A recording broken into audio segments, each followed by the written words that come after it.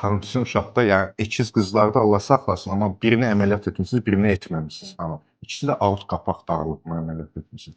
Darlıqla bəzən çatışmazlıq ikisi eyni anda rast gəlinə bilir. Buna da kombinə aort qapaq üsulu deyirik. Bu uşaqda əsmada minimallıq. Darlığı da minimaldır, çatışmazlığı da minimaldır. Amma o birisi qızınızda daha ciddi olubdur. Yəni bunu misal üçün o həddə çatdırmayaq da, ciddi həddə çatdırıbsa, buna da əməliyyata ehtiyacı olsun deyə etməyək. Onun üçün uşağı maksimum sağlam böyütməlisən, infeksiyalardan qorunmalısan. Bu yaşda uşaqlarda infeksiyalar qapaqları zədələyə bilir.